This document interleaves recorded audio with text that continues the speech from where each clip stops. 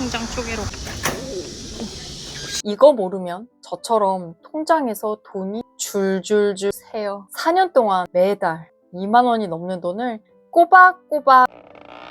안녕하세요, 희원다움입니다. 여러분, 제가 한 짓이 너무 부끄러워서 말씀을 드려야 되나 말아야 되나 엄청 고민을 했는데요. 분명 저처럼 호구짓을 하고 계시는 분이 계실 거라고 생각을 해요. 혹시 이런 얘기 들어보셨어요? 문맹은 우리 생활을 불편하게 하지만 금융 문맹은 생존을 불가능하게 하기 때문에 문맹보다 훨씬 더 무섭다. 미국 연준에서 최장기간 의장직을 역임했던 엘린 그랜스펀이라는 분께서 이런 말씀을 하셨다고 해요. 사실 저 이 얘기 들어본 적 있거든요. 그런데 가장 현명한 재테크는 나한테 하는 재테크다. 내 실력을 키우는 거다. 라는 말은 아직도 틀림없다고 생각을 해요. 이 생각에는 변함이 없는데 제가 어떤 짓을 했냐면요. 저는 돈에 대해서 진짜 별 생각이 없어요. 직장 생활을 20년이 넘게 했는데 월급 내역서를 한 번도 스스로 본 적이 없어요. 뭐 월급이 틀리겠어?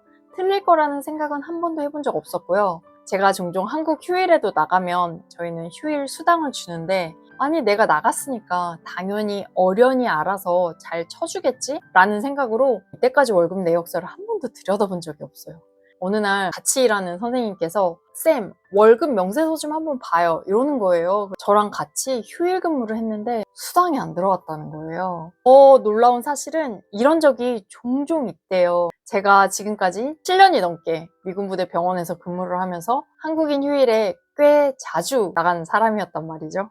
혹시 7년 동안의 월급 명세서를 보면 일을 하고도 휴일 수당을 못 받았던 경우가 분명 있을 수 있다는 사실이었어요. 여기까지는 오케이. 그거야 어쩌다 간혹 있는 얘기니까. 그런데 왜 때문인지 월급 통장에 연결된 앱을 들어갔어요.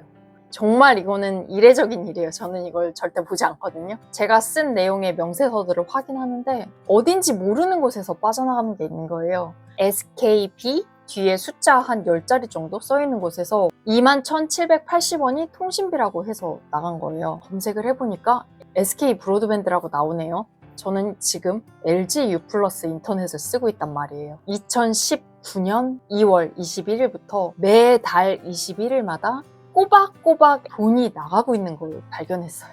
지금 사는 집에 이사 오면서 당연히 그걸 끊었을 거고 거기에서 돈이 빠져나가리라고는 한 번도 생각을 해보지 않았어요. 제가 개념 없이 월급 명세서를 제대로 살펴보지 않았고 통장에서 어떠한 돈이 빠져나가는지를 디테일하게 본 적이 없었어요.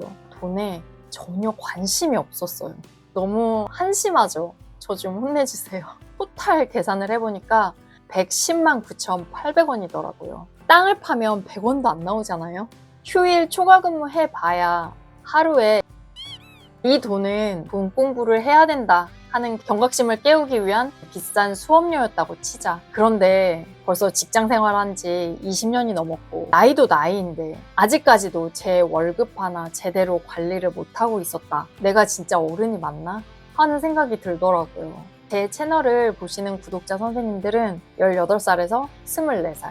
아직 직장이 없거나 아니면 사회 초년생, 이제 막 직장 잡으신 선생님들이 제일 많은 걸로 저는 알고 있어요. 저는 난 재테크에 흥미 없어. 재테크가 인생의 목적인 게 말이 돼? 무식한 생각을 계속 가지고 있었는데요. 이건 내가 열심히 노력해서 번 돈을 가치 있지 않게 사용했다는 거예요. 내가 충분히 알아야 했는데 알지 못해서 노력해서 번 돈을 쓰레기통에 버린 거나 마찬가지라는 점이에요. 내가 돈에 대해서 모르면 내 자신을 스스로 지킬 수가 없다는 걸 너무 체감했어요. 지금까지는 돈에 대해서 얘기하는 것도 돈 공부를 해야 하는 것도 알지만 다 미뤄뒀던 일들인데요. 삶에 너무 중요하다는 걸 이제서야 깨달았어요.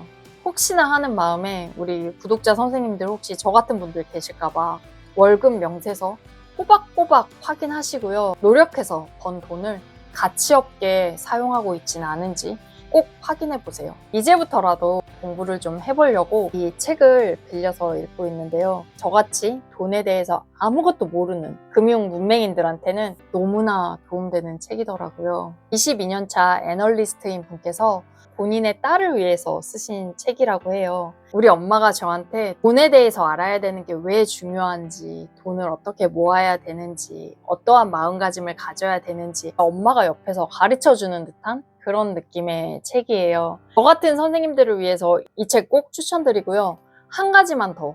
여러분들 혹시 통장 쪼개서 사용하시나요? 아니면 월급 통장 딱 하나만 있으신가요? 저는 여태까지 진짜 월급 통장 딱 하나 있었어요. 통장 안에 월급을 다 모아놓고 매달 빠져나가는 비용도 다 빠져나가고, 사실 저는 월급이 얼마인지도 몰라요. 월급 통장으로 들어오면 자동이체 걸어놓은 거는 다 빠져나가고 체크카드, 신용카드 번갈아 가면서 쓰고 있었어요. 엄마가 가르쳐주는 종잣돈 모으기 1단계는 월급 통장을 쪼개라예요. 월급 통장, 생활비 통장, 재테크 통장, 비상금 통장. 이렇게 4가지로 쪼개래요. 월급이 들어오면 월세, 관리비, 매달 고정적으로 지출되는 돈만 남겨두고 나머지는 생활비, 재테크, 비상금 통장으로 돌리는 거예요. 생활비 통장은 최소 생활비를 미리 계산해서 입금해두고 가능한 한 통장에 입금된 이 안에서 내가 생활하려고 노력을 하는 거죠. 그리고 신용카드, 체크카드, 카드비 나가는 것도 생활비 통장으로 연결해 두시면 돼요. 이렇게 해두면 통장 잔고를 확인하면서 합리적으로 소비하고 자기 통제하는 습관을 기를 수 있대요.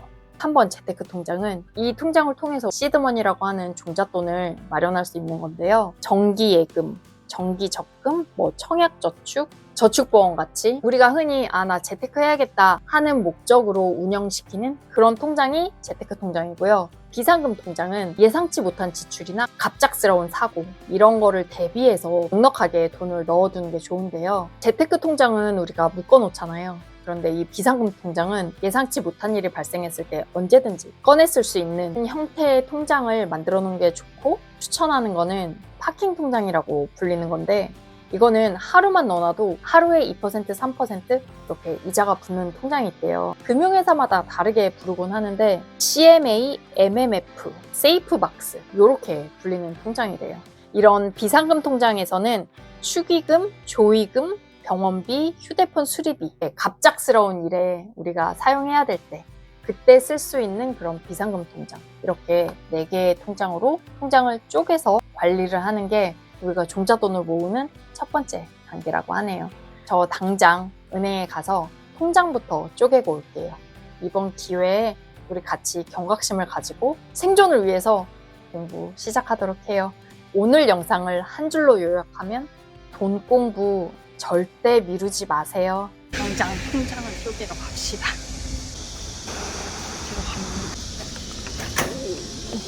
시원해. 통장 쪼개러 갔더니 제가 MMF를 가지고 있더라고요. 네, 다양한 정보를 알게 되었는데 이건 나중에 공유하도록 할게요. 우리의 돈 공부는 이제부터 시작입니다. 안녕.